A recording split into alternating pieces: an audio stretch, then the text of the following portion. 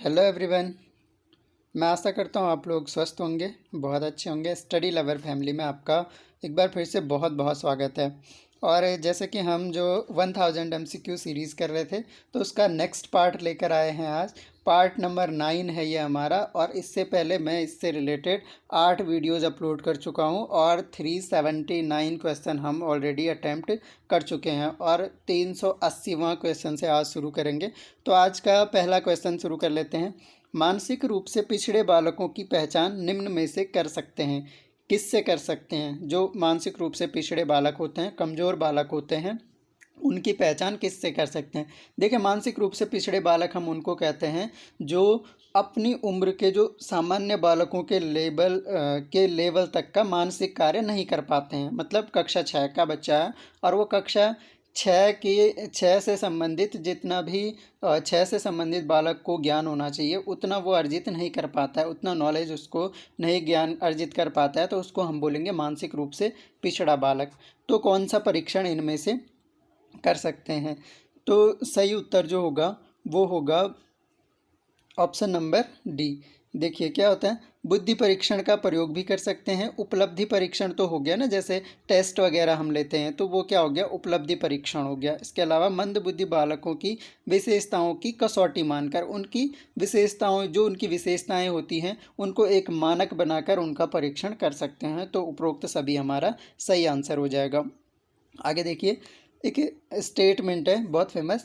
वह बालक जो व्यवहार के सामाजिक मापदंड से विचलित हो जाता है या भटक जाता है, बाल अपराधी बालक कहलाता है। बाल अपराधी बालक की परिभाषा है कि वह बालक जो व्यवहार के सामाजिक मापदंड, जो हमारे समाज ने मापदंड बना रखे हैं, सामाजिक मानक हैं, उनको पूरा नहीं कर पाता है या विचलित हो जाता है या भटक जाता है, उसे अपराधी बालक कहा जाता है। कथन किसका है? ऑप्शन देखिए, बर्ट, कॉल्सनिक, हेली, फ्राइड का। आप लोग अटेम्प्ट कर सकते हैं क्वेश्चन को, कमेंट बॉक्स में अपना स्कोर बता सकते हैं। तो जो सही आंसर हो जाएगा वो है ये हेली का कथन है। हेली का स्टेटमेंट है कि वह बालक जो व्यवहार के सामाजिक मापदंड से विचलित हो जाता है अपराधी बालक कहलाता है या बाल अपराधी कहलाता है। आगे देखिए नेक्स्ट क्वेश्चन। शारीरिक रूप से विकलांग बालक निम्न में से नहीं होते हैं। कौन सा बालक इनमें से शारीरिक रूप से विकलांग नहीं होगा? अपंग, बाधिर, बहरे या स्वस्थ? तो बहुत सरल क्वेश्चन हो गया।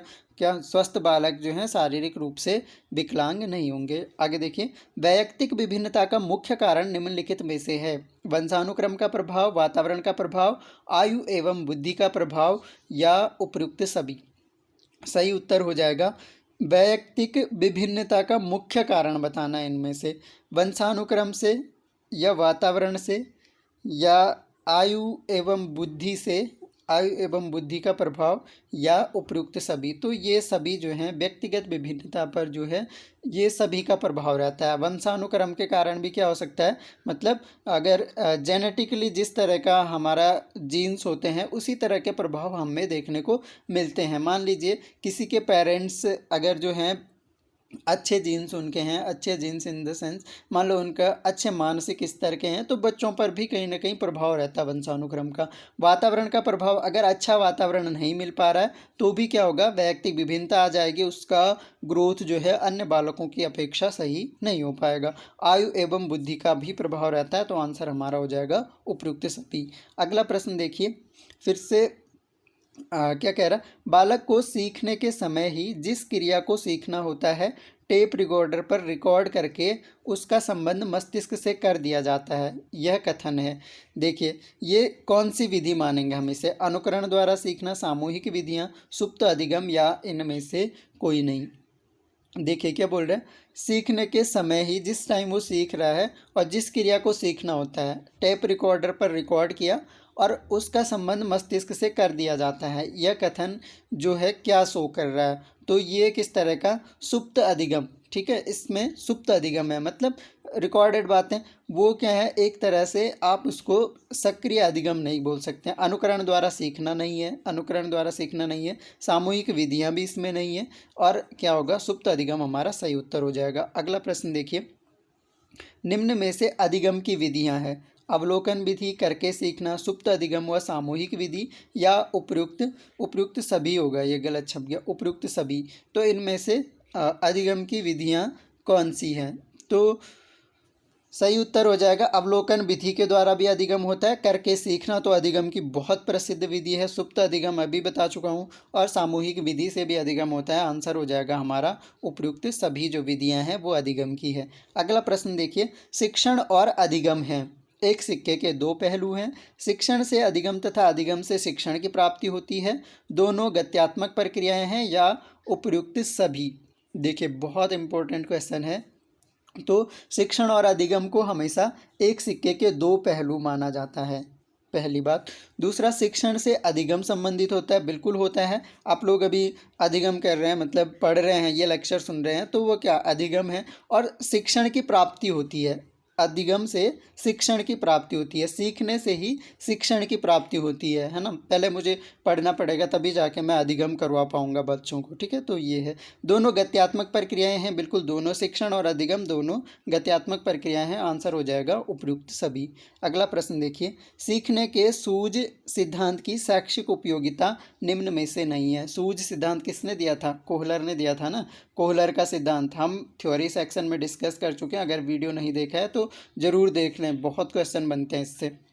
तो सूझ सिद्धांत की शैक्षिक उपयोगिता निम्न में से नहीं है। यह सिद्धांत पाठ्यक्रम के विभिन्न विषयों को समग्र करने पर बल देता है। हम इसको डिस्कस कर चुके हैं, ठीक है। इसकी विशेषताएं भी पढ़ चुके हैं, उपयोगिताएं भी पढ़ चुके हैं। इस सिद्धांत के अनुसार अंतर्दृष्टि का उपयोग बालक तभी कर सकता है जबकि उसे संपूर्ण परिस्थिति का ज्ञान हो। यह सिद्धांत समय पर सीखने पर अधिक बल नहीं देता।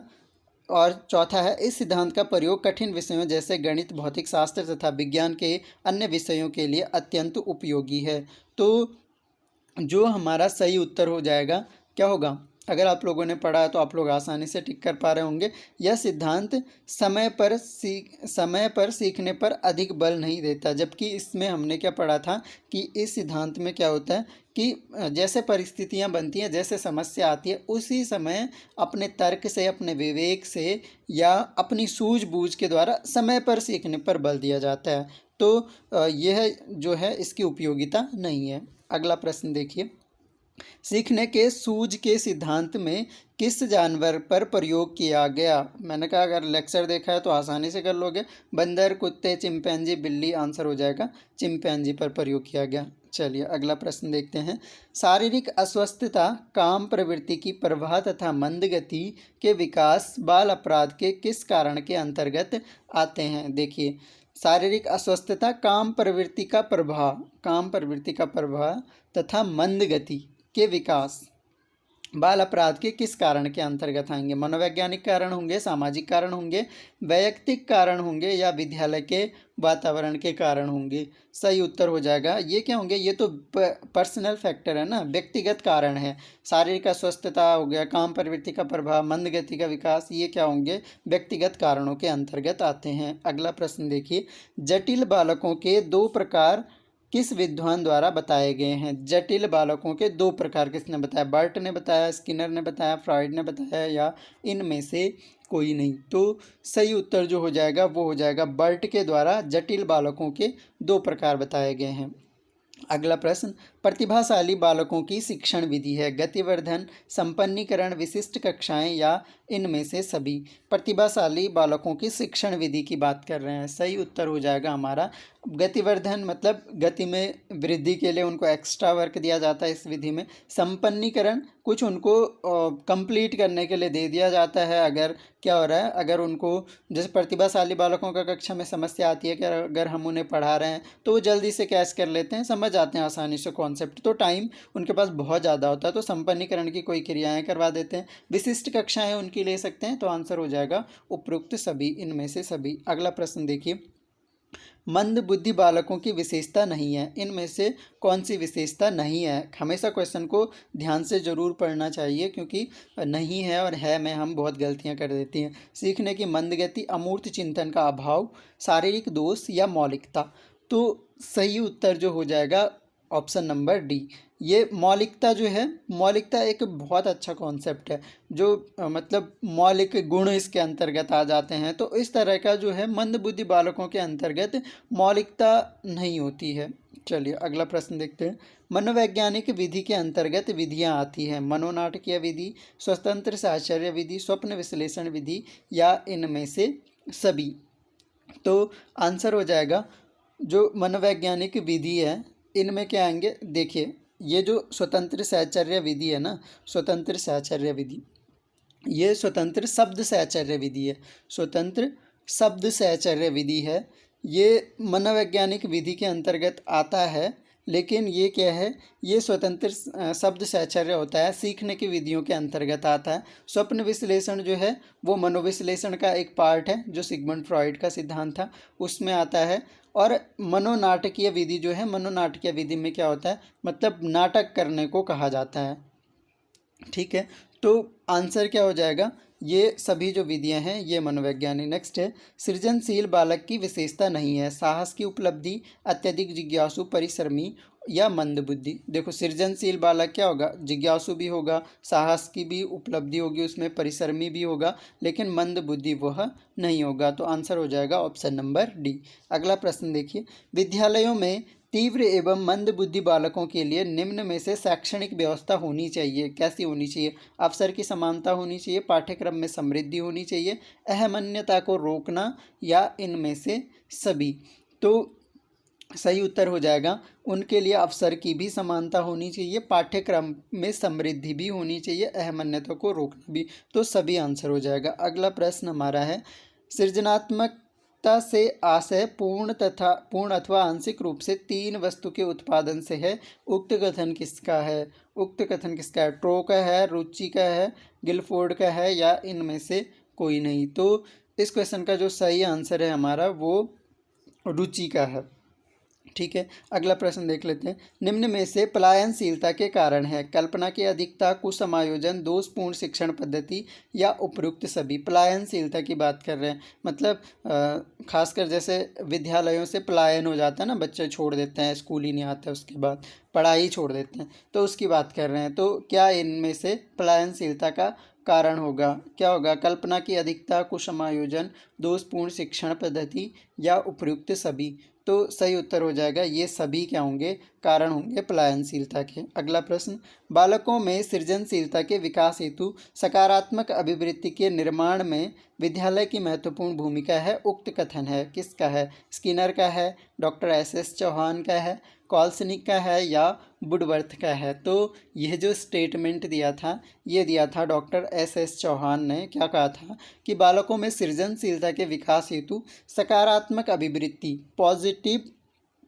पॉजिटिव एटीट्यूड हम इसको कहेंगे, सकारात्मक अभिवृत्ति को क्या कहेंगे, पॉजिटिव एटीट्यूड। तो पॉजिटिव एटीट्यूड की बात किसने करी थी, पॉजिटिव एटीट्यूड के निर्माण में विद्यालय की महत्वपूर्ण भूमिका होती है, यह स्टेटमेंट डॉक्टर एस चौहान का। अगला प्रश्न देखते हैं, प्रतिभावान बालकों की पहचान करने के लिए हमें सबसे अधिक महत्व शिक्षक के निर्णय को देना चाहिए, परिवार को जिससे बालक आता है देना चाहिए, वस्तुनिष्ठ परीक्षणों को देना चाहिए या उपयुक्त सभी।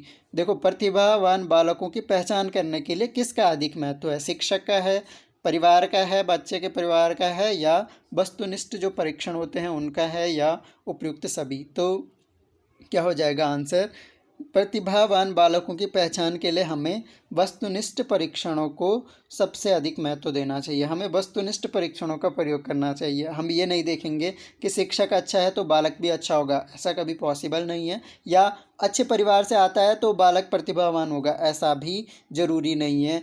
तो दोनों ऊपर के स्टेटमेंट गलत हो जाएंगे। वस्तुनिष्ठ परीक्षणों के आधार पर हम उसकी पहचान कर सकते हैं, अगर वह अच्छा परफॉर्म करेगा तो प्रतिभावान है, अच्छा नहीं करेगा तो प्रतिभावान नहीं है। अगला प्रश्न, निर्देशन वह सहायता है जो एक व्यक्ति द्वारा दूसरे व्यक्ति की विकल्प चुनने एवं समायोजन प्राप्त करने तथा समस्या हल करने के लिए दी जाती है। इसका मतलब है कि निर्देशन हम कब लेते हैं, गाइडेंस कब लेते हैं। गाइडेंस में क्या करता है, जैसे कोई बालक है 12th पास कर रहा है, अब वो आगे गाइडेंस चाह रहा है, निर्देशन चाह रहा है कि आगे वो क्या करे, साइंस स्ट्रीम ले या इंजीनियरिंग करे या डॉक्टरी करे। तो इस तरह का जो निर्देशन प्राप्त करने के लिए वो ये बात कर रहे हैं इस स्टेटमेंट में। किसका है स्टेटमेंट, जोन्स का है, जेम्स का है, गिलफोर्ड का है या फ्राइड का है। तो आंसर हमारा हो जाएगा, ये जो स्टेटमेंट है ये है जोन्स का है। अगला प्रश्न देखते हैं। कक्षा में जो संबंधों के प्रतिमान अथवा समूह परिस्थिति होती वह सीखने पर प्रभाव डालती है, उक्त कथन है। कक्षा में जो संबंधों के प्रतिमान का मतलब जो मॉडल्स होते हैं, समूह परिस्थिति होती वह सीखने पर प्रभाव डालती है, यह कथन किसका है? डोवार्ड का है, बोवार्ड का है, बर्ड का है या बर्ट का है? तो इस प्रश्न का जो सही उत्तर हो जाएगा वो है बोवार्ड का स्टेटमेंट है। अगला प्रश्न देखते हैं। कक्षा शिक्षण में जो सबसे महत्वपूर्ण प्रभाव है वह दूसरों के साथ अंतः क्रिया करना है, उक्त कथन है। देखो, कक्षा शिक्षण का महत्वपूर्ण प्रभाव बताया है दूसरों के साथ अंतः क्रिया करना। अंतः क्रिया करना का मतलब उसमें आपके विचार साझा करना हो जाता है, एक दूसरे की बातों को समझना हो जाता है, तो इसको कहते हैं हम अंतः क्रिया। चाहे वो शिक्षक और शिक्षार्थी के मध्य अंतः क्रिया कब होगी? जब विचार साझा होंगे और वो आपके विचारों को समझेगा।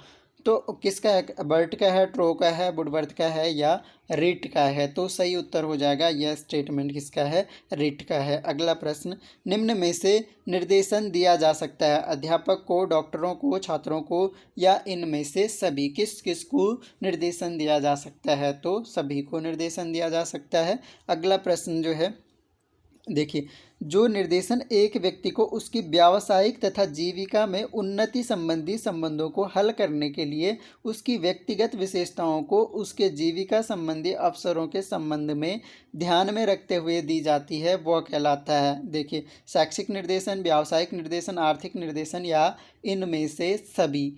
तो जो सही उत्तर हो जाएगा वो हो जाएगा हमारा व्यावसायिक निर्देशन। व्यवसाय से संबंधी है तो उसको हम व्यावसायिक। जब किसी के व्यवसाय से संबंधी समस्याओं के हल के लिए हम निर्देशन देंगे तो उसको हम व्यावसायिक निर्देशन कहेंगे। शिक्षा के क्षेत्र में जो हम बच्चों को निर्देशन देते हैं वो शैक्षिक निर्देशन, मतलब शिक्षा संबंधी उनकी समस्याओं के समाधान के लिए। और आर्थिक क्षेत्र में अगर निर्देशन दिया जाए तो वह आर्थिक निर्देशन। आंसर हो जाएगा व्यावसायिक निर्देशन। अगला प्रश्न देखिए, निम्न में से मित्र के वर्ण में प्रभाव डालने वाला तत्व है। मित्र के वर्ण में क्या प्रभाव डालता है? इसमें समीपता, समानता, उम्र या इनमें से सभी? सही उत्तर हो जाएगा ये सभी। क्या करते हैं? मित्र के वर्ण में। हमेशा देखते हैं कि मित्र जब हम चुनते हैं तो कैसे चुनते हैं? एक तो समीपता होनी होती है दोनों में, तभी चुना जाता है। समानता, कुछ विचार अगर मिलते हैं तो तब हम किसी को दोस्त बनाते हैं। इसके अलावा उम्र का मैचिंग भी देखा जाता है, तो सभी हो जाएगा हमारा आंसर। अगला प्रश्न देख लीजिए। हेडफील्ड के अनुसार उपचार के कितने प्रकार होते हैं? तो हेडफील्ड 4, 6, 8 या 5। ठीक है, तो उपचारात्मक शिक्षण से संबंधित ये थे। और सही उत्तर जो है वो है हमारा, इन्होंने बताए थे कि 5 उपचार के प्रकार होते हैं। अगला प्रश्न, प्रभावशाली बालक वो होते हैं जिनका नाड़ी संस्थान श्रेष्ठ होता है, उक्त कथन है। सिम्पसन का है, ये सिम्पसन होना चाहिए। सिम्पसन का है, तयुकिंग का है, दोनों का है या इनमें से कोई नहीं? सही उत्तर हो जाएगा ये स्टेटमेंट जो है सिम्पसन और तयुकिंग दोनों का है। अगला प्रश्न और आज का हमारा आखिरी प्रश्न, ऐसे व्यक्ति जिनमें ऐसा शारीरिक दोष होता है जो किसी भी रूप में उसे साधारण क्रियाओं में भाग लेने से रोकता है या उसे सीमित रखता है, ऐसे व्यक्ति को हम विकलांग व्यक्ति कह सकते हैं। उक्त कथन किसका है? यह जो कथन है ये कथन है क्रो एंड क्रो का। क्रो एंड क्रो ने क्या कहा है कि ऐसा व्यक्ति जिसमें ऐसा शारीरिक दोष होता है जो किसी भी रूप में उसे साधारण क्रियाओं में भाग लेने से रोकता है। कोई शारीरिक दोष हो और वह साधारण क्रियाओं में भी भाग नहीं ले पा रहा है या उसे सीमित रख पा रहा है, मतलब उतना परफॉर्म वो नहीं कर पा रहा है ऐसी क्रियाओं में, तो उस व्यक्ति को हम विकलांग व्यक्ति कह सकते हैं। किसका स्टेटमेंट है? क्रो एंड क्रो का स्टेटमेंट है। तो ये थे हमारे आज के इम्पोर्टेंट एमसीक्यूज़। नेक्स्ट पार्ट भी जल्दी इसका आएगा और कोशिश रहेगी कि जल्दी से हमारा जो 1000 का टारगेट है वो पूरा कर लिया जाए। और काफ़ी इम्पोर्टेंट होने वाले हैं। आप लोग प्रैक्टिस के तौर पर ये क्वेश्चन ले सकते हो, अटैम्प्ट कीजिए, क्वेश्चन देखिए, क्वेश्चन को अटैम्प्ट कीजिए, अपने आंसर लगाइए और कमेंट बॉक्स में स्कोर बता सकते हैं आपकी कितना स्कोर आप कर रहे हैं। अगर आप डेली के हिसाब से अपना स्कोर बताते चलोगे तो आपको भी कॉन्फिडेंस आएगा जितना ज़्यादा आप स्कोर कर पाओगे। तो अपना ध्यान रखें। कोविड की परिस्थितियों के दौरान हमेशा क्या करना है, अपना खुद का ध्यान रखना है और इसके अलावा जितना हो सके लोगों को जागरूक रखने का प्रयास करें। Thanks a lot for listening. मिलेंगे नेक्स्ट लेक्चर में, तब तक के लिए जय हिंद।